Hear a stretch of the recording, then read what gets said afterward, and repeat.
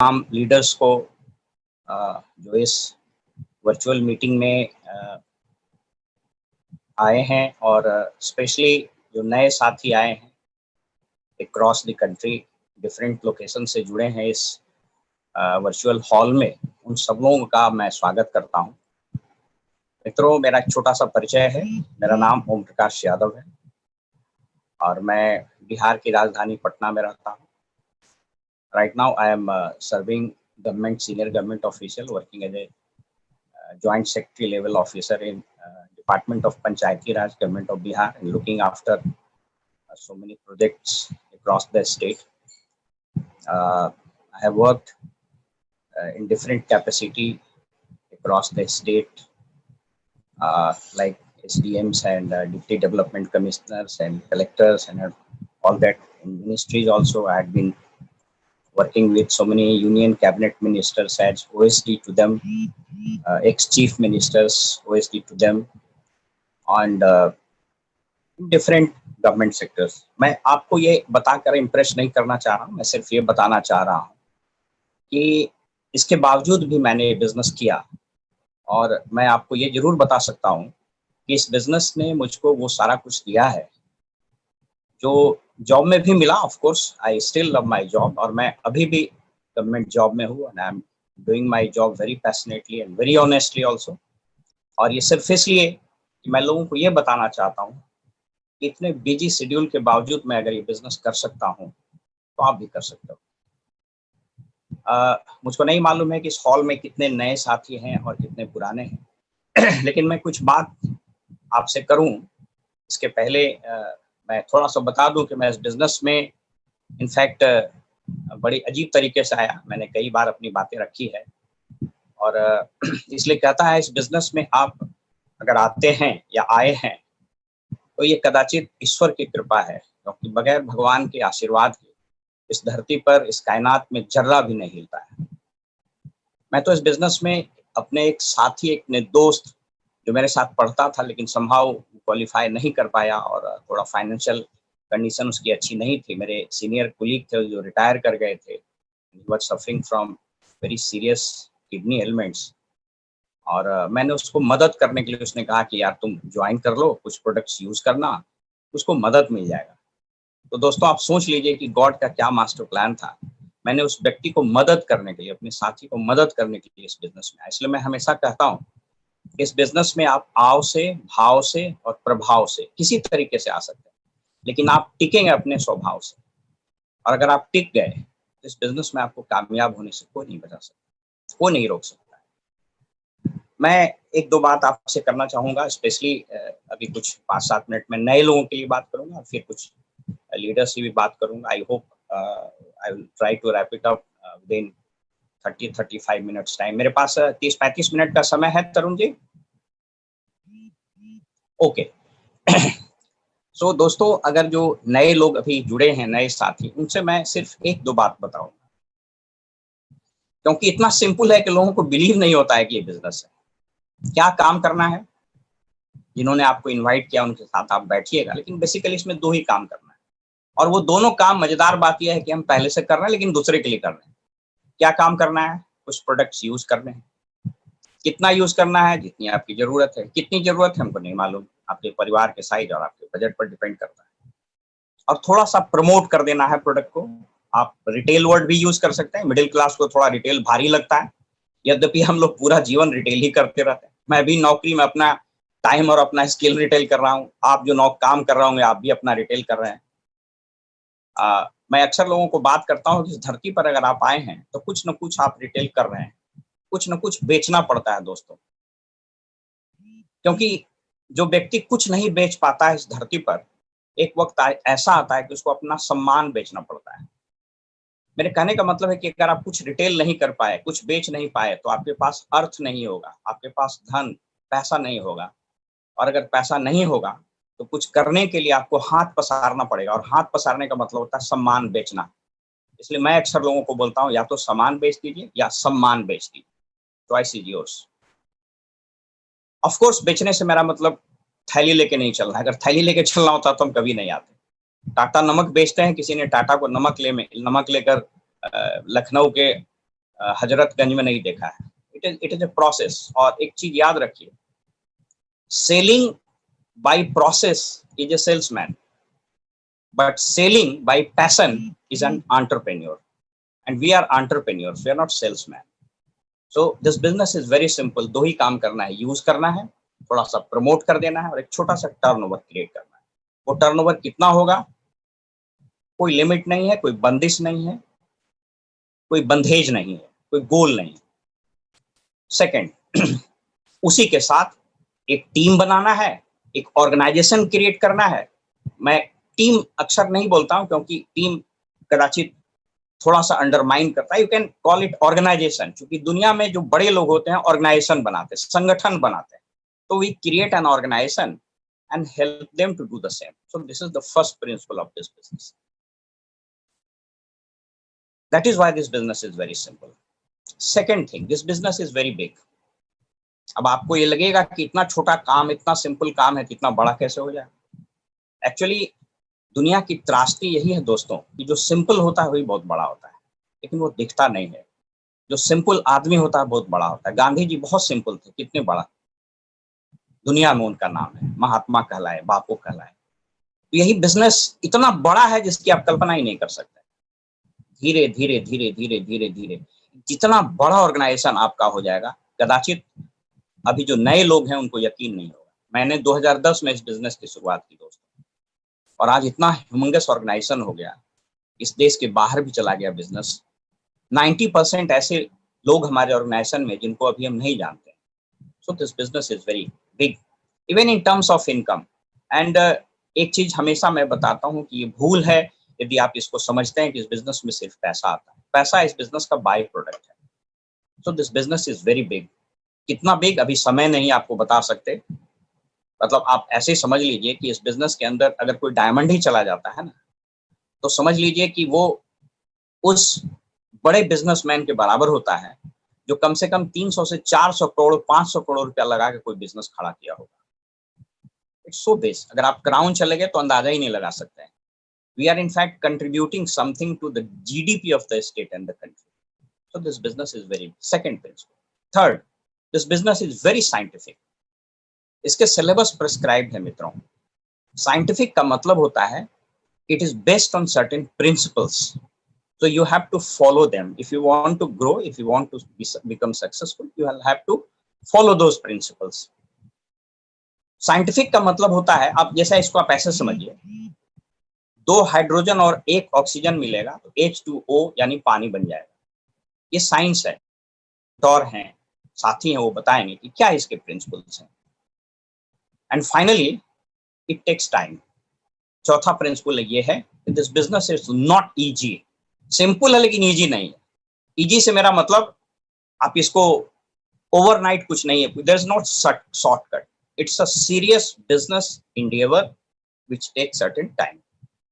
तो ये 4 प्रिंसिपल को आप याद रखें। मैं आज आपसे कोई ज्ञान की बात नहीं करूंगा, मैं 1-2 चीज आपके साथ शेयर करना चाहूंगा जो शायद आपको अच्छा भी लगेगा।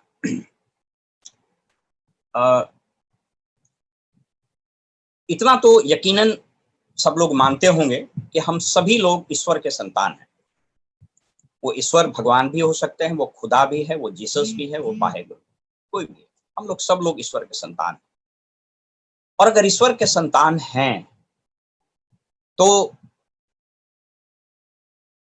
कोई भी पिता, कोई भी बाप अपने पुत्र, अपने संतान को दुखी नहीं देखना चाहता। तो पहली चीज ये बात आप गठरी में बांध लीजिए कि इस धरती पर ईश्वर, खुदा, ऊपर वाला, परमात्मा, परम पिता परमेश्वर किसी को भी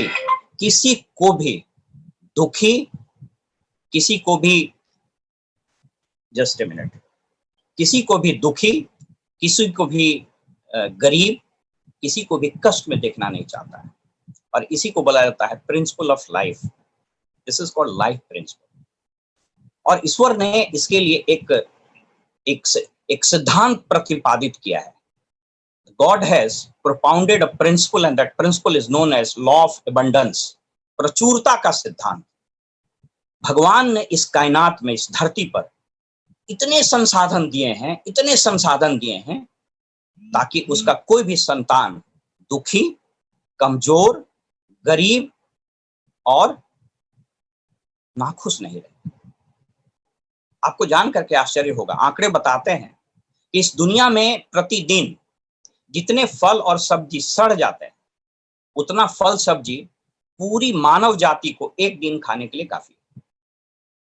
आप इसको समझिए, आप इसको ऐसा समझें, 3G, 4G, 5G ये क्या है? ये हवा की नीलामी है। कभी किसी ने सोचा था कि हवा से भी पैसा कमाया जा सकता है? तो ये संसाधन है। तो ईश्वर ने प्रचुरता का सिद्धांत दिया। तो इस बात को याद रखिए, दो चीज। पहला, ईश्वर आपको हमेशा खुश, हमेशा अमीर, हमेशा संपन्न और हमेशा स्वस्थ देखना चाहते हैं। अगर ऐसा आप नहीं हो पाए हैं, तो इसमें ईश्वर की कोई गलती नहीं है। आपको कुछ सिद्धांतों पर चलना पड़ेगा, यकीन करना पड़ेगा। मैं उसके बारे में अभी बात करूंगा। इसलिए मैंने कहा, इस बिजनेस के किसी मैकेनिक्स पर मैं आज बात नहीं करूंगा। आपके लीडर्स हैं, बताएंगे। वेरी सिंपल बिजनेस, मैंने सिंप्लीफाई करके कर ही दिया। यही दो तो काम है भाई, यूज करना है, प्रमोट करना है, रिटेल करना है, एक ऑर्गेनाइजेशन बनाना है, उसको भी यही काम सिखा देना है। जो टर्नओवर क्रिएट होगा, जस्ट एक मीटिंग में भी बात नहीं कर पाएंगे। क्या है? तीन चीज याद रखिए, इस धरती पर कभी भी अन्न की, कभी भी अर्थ की और कभी भी अवसर की, तीन अ। इस धरती पर कभी भी अन्न की, कभी भी अर्थ, अर्थ मतलब पैसा, अर्थ और अवसर, अपॉर्चुनिटी की कमी नहीं हो। इस बात को आप सिर में, दिमाग में इंग्रेव कर लें, कभी कमी नहीं होगी।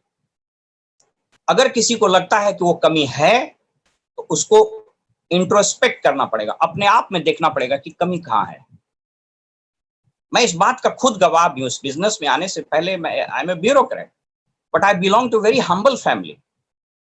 हमारे दादा, हमारे ग्रैंडफादर दूसरे के जमीन में काम करते थे, दूध बेचते थे। हमारे फादर गाय के बछड़े को बेच करके पढ़ाई किए, तो धनबाद चले गए, ट्यूशन पढ़ाए, वहां पढ़े। अगर प्रचुरता का सिद्धांत नहीं होता, तो मेरा पिता, जिनके पिताजी दूसरे के खेत में मजदूरी करते थे, वो 14 क्वॉयलरी के मालिक कैसे हो जाते? उसके बाद क्वॉयलरी नेशनलाइज हो गई, वापस हम लोग गरीब हो गए। हमारे पिताजी उसी कोल माइंस में क्लर्क की नौकरी किए जहां वो मालिक थे। लेकिन फिर प्रचुरता का सिद्धांत मेरे पास था, और फिर मैंने उस सिद्धांत पर काम किया, और फिर हमारे पास वो सारे अर्थ, खुशी आई। इसलिए इस चीज को याद रखिए, अन्न, अर्थ और अवसर, इसकी कभी कमी नहीं। तो सवाल उठता है भाई कि फिर कोई आदमी क्यों गरीब हो जाता है, कोई आदमी क्यों सफल नहीं हो पाता है? कुछ लोगों के मन में सवाल आ रहा होगा ना। अगर मैं इंटरेक्ट करना चाहूं तो तरुण जी, आप, आवाज मेरी आ रही है? आप साउंड करेंगे? फैंटास्टिक।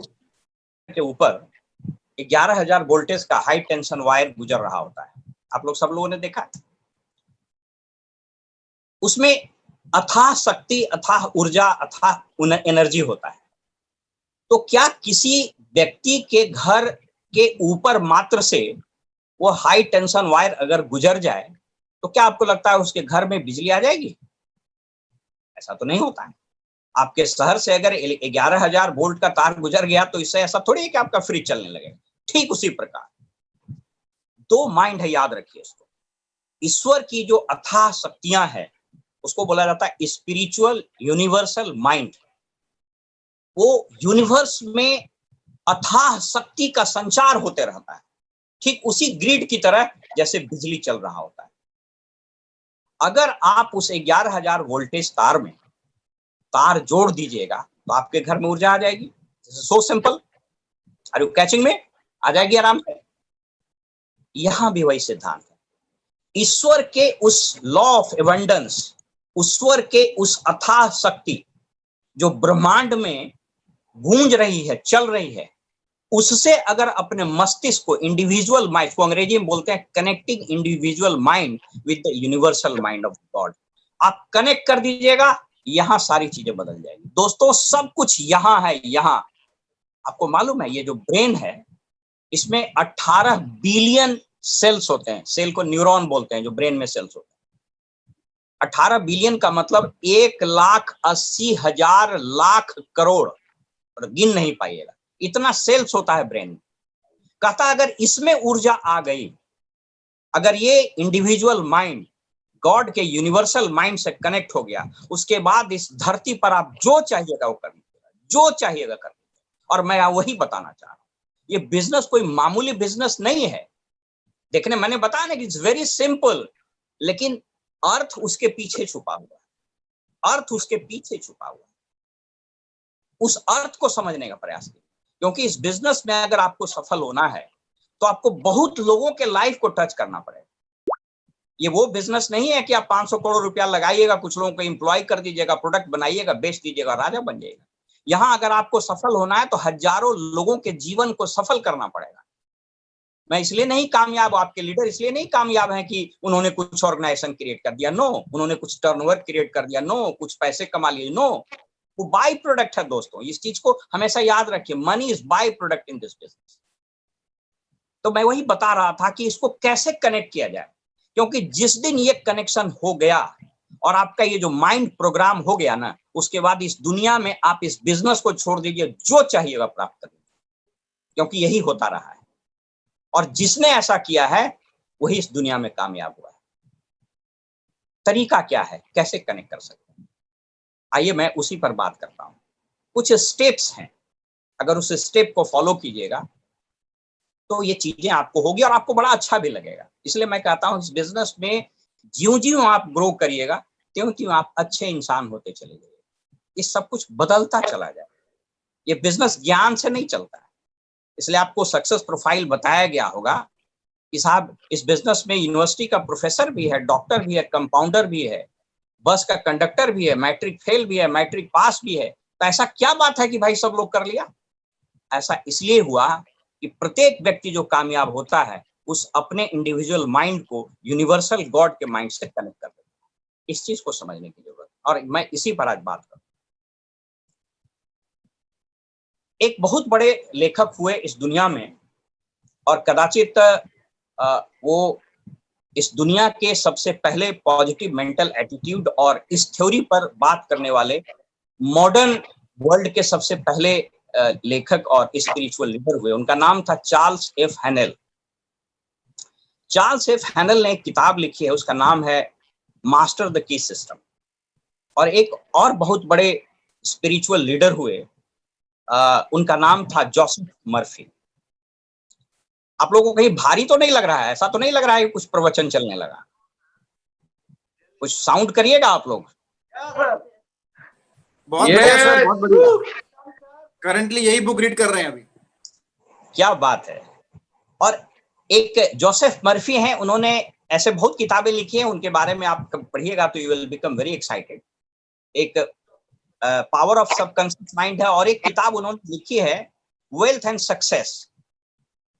और आप राधा कृष्णन के द्वारा जो गीता पर उन्होंने कमेंट्री लिखी है उसको भी आप कभी पढ़ने का प्रयास कीजिएगा।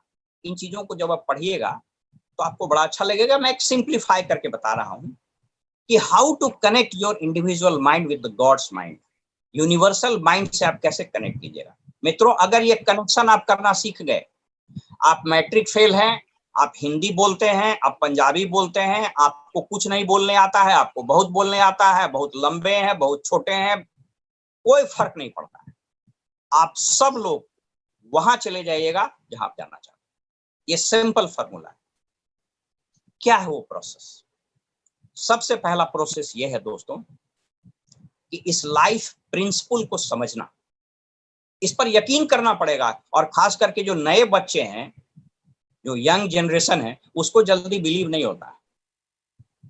कोई दिक्कत नहीं है, क्योंकि उत्साह जो होता है ना, उत्साह कभी कभी ज्ञान पर भारी पड़ जाता है।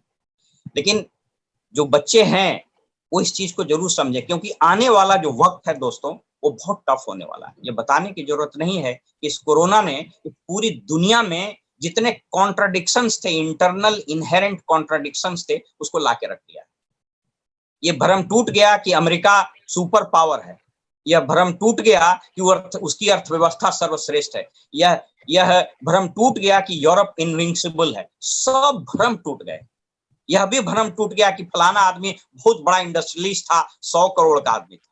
ये सारे भ्रम टूट गए। एक भ्रम नहीं टूटा और वो था, अगर ये मजबूत है आपका आपका आपका ये इंटरनल माइंड मजबूत है, तो आपको दुनिया की कोई ताकत नहीं हरा सकती।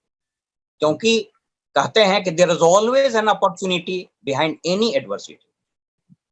आप अगर पढ़ेंगे, आपको पता है कि जो सबसे पहला लॉकडाउन हुआ था जब इंग्लैंड में ग्रेट प्लेग फैला था, और वहां भी first that was the first 1649 या 1656 एग्जैक्टली डेट याद नहीं, हमारा एक वीडियो भी होगा यूट्यूब में। तो पहला लॉकडाउन हुआ। अब देखिए कैसे कोई चुनौती अवसर में तब्दील हो जाता।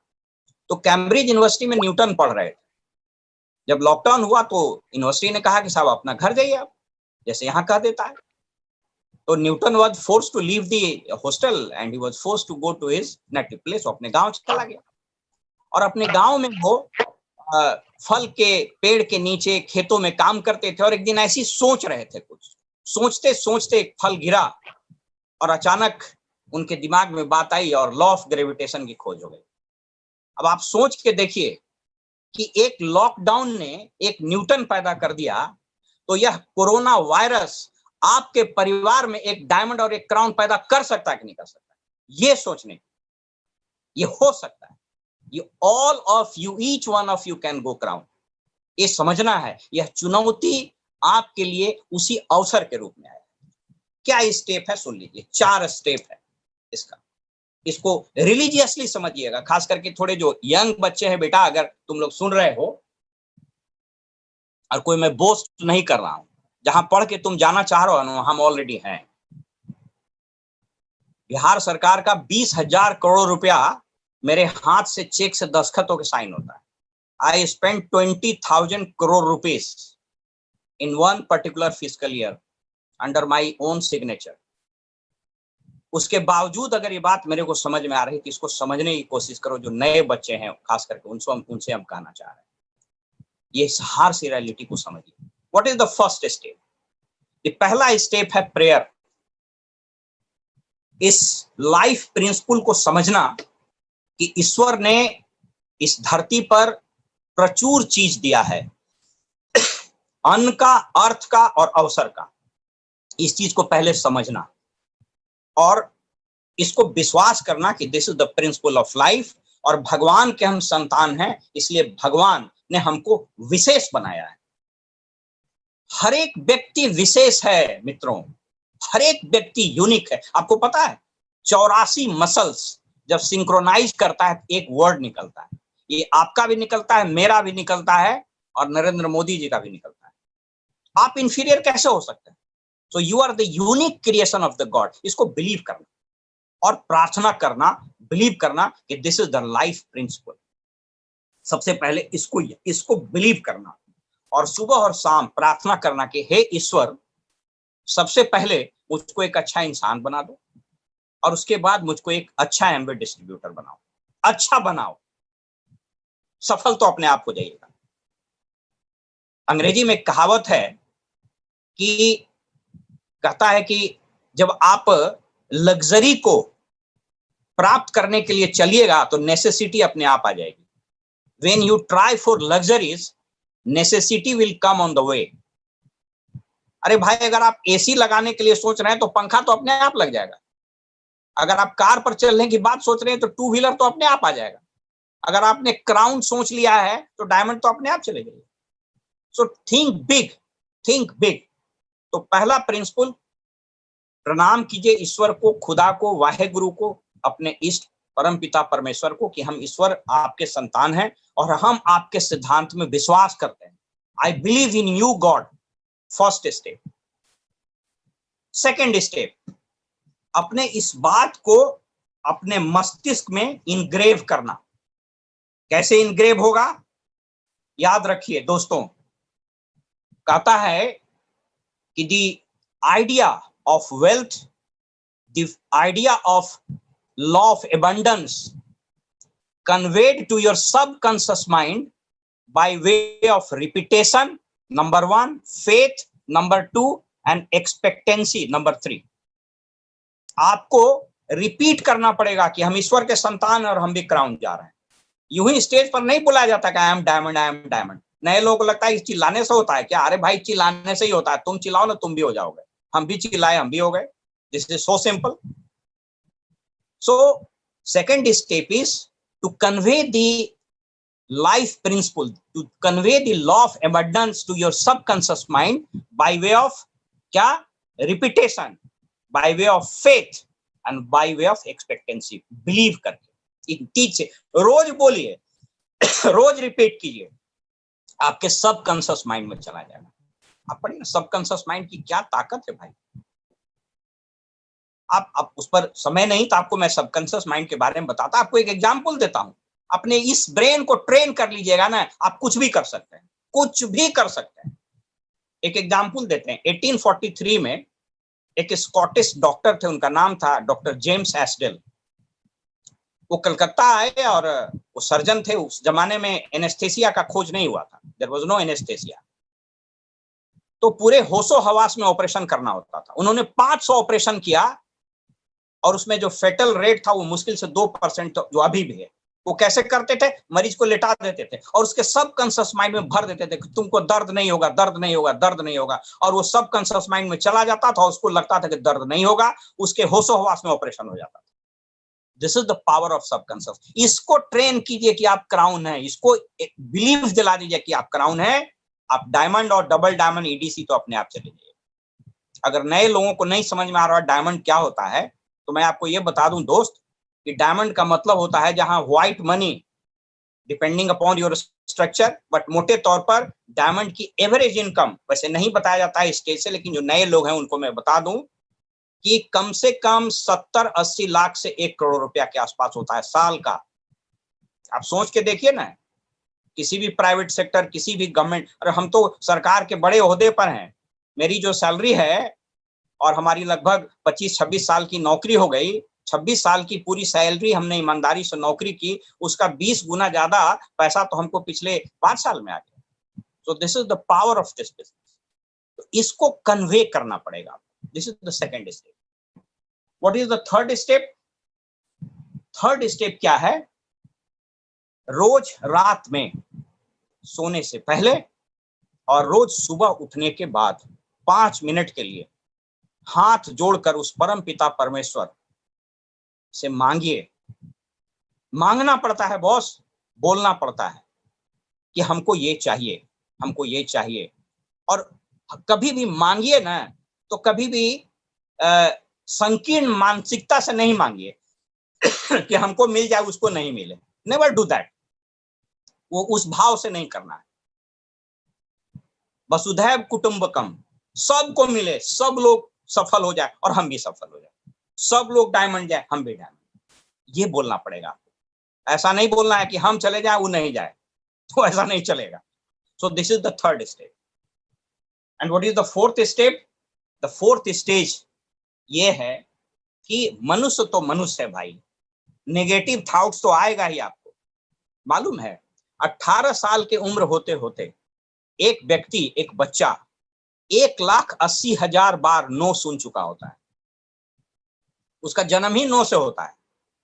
जैसे खड़ा हुआ, चलने लगा, उसकी मम्मी बोली ना ना ना ना ना बेटा उधर मत जाओ, गिर जाओगे, ना बेटा इसको मत छुओ, ये मत करो, मत करो, ना ना ना ना ना ना, no no no. 1,80,000 times no he has already heard before he reaches and attains the age of 18।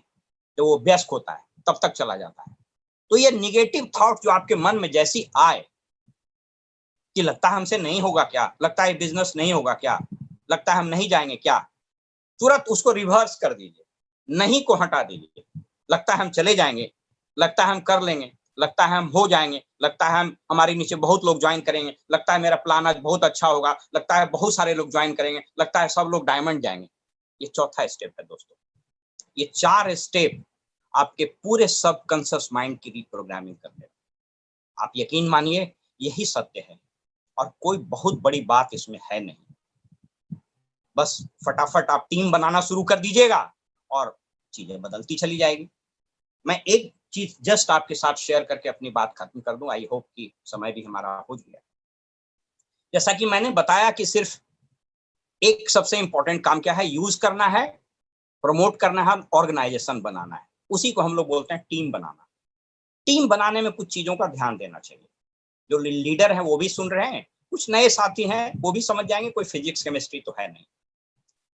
Rich डिवॉस ने एक किताब लिखी है, उस किताब का नाम है कंपैशनेट कैपिटलिज्म।